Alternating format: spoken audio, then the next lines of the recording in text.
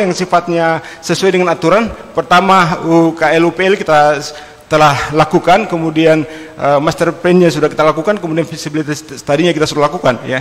Memang ada regulasi yang berubah di akhir 2019, tapi kami meyakini bahwa itu hanya sifatnya administratif. Kami meyakini itu khususnya di pantai itu sangat penting, karena keindahan kota, khususnya Kota Raha dalam rangka penataan itu harus diatur sedemikian rupa. Saya kira persoalan penataan dalam rangka keindahan di pantai itu adalah sesuatu yang sangat urgent, karena Kota Raha itu memang dia dikelilingi oleh pantai, sehingga kalau tidak ditata sedemikian rupa, maka yakin dan percaya Kota Raha akan Muna khususnya akan kehilangan keindahannya. Justru keindahan Kabupaten Muna berada di pinggir pantai, sehingga kita maksimal dengan segala potensi yang kita miliki. Terima kasih. Anggaran itu cukup besar, 40 miliar lebih yang sampai sekarang itu tidak bermanfaat, tidak kemudian memberikan kepastian kepada rakyat.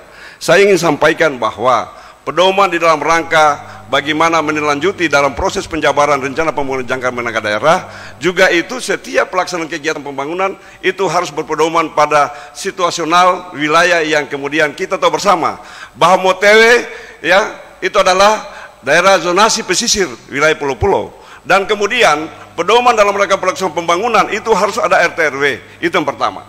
Yang kedua, saya ingin sampaikan bahwa apa yang menjadi bagian dari pembangunan Kota Raha, Kota Motewe atau Kota Baru, saya kira ini tidak berdampak sangat positif terhadap masyarakat.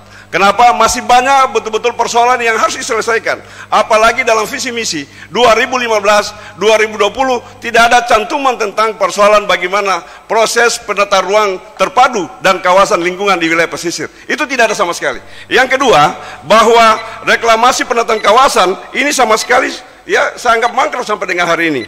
Yang kedua adalah waterfront city, dan ketiga adalah Jalan Warangga. Ini adalah merupakan bagian yang ya.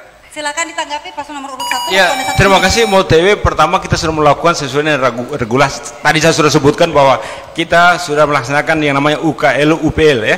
Itu adalah satu regulasi yang menjamin pembangunan di Kota Baru Motewe ya. Pada aspek asas manfaat saya kira sangat bermanfaat ya, karena bagaimana kita mengadakan sebuah event-event besar misalnya, kalau tidak ada ruang-ruang untuk melakukan komunikasi atau koordinasi.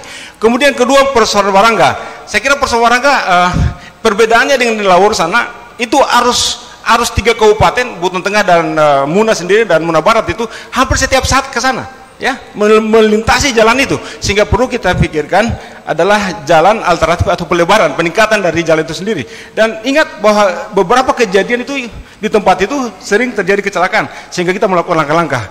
Persoalan regulasi kami sesuai dengan aturan dan kondisi regulasi yang telah ditentukan dengan ketentuan perundang-undangan. Kemudian ada satu hal bahwa kita ingin menjadikan bahwa Warangga itu bukan cuma sekedar makam, tapi sekaligus adalah satu rest area dan pengembangan menuju ke sekitar Warangga itu sendiri. Dan itu kita sudah lakukan, sehingga tentu kita berharap bahwa Warangga akan menjadi ikon baru di Kabupaten Muna, baik sebagai tempat pertemuan-pertemuan khususnya bagaimana kuliner bisa berkembang, dan tentu di situ ada arus komunikasi dan bisa dimanfaatkan untuk olahraga. Ya, terima kasih. Kita berikan tepuk tangan untuk kedua paslon yang sudah saling bertanya dan juga menanggapi, dan tentunya pemirsa segmen semakin seru, berjalannya debat juga semakin seru di sini. Untuk itu jangan kemana-mana, karena kedua pasangan calon akan masih saling bertanya dan menanggapi. Tetaplah bersama kami di debat publik calon Bupati dan Wakil Bupati Kabupaten Muna tahun 2020.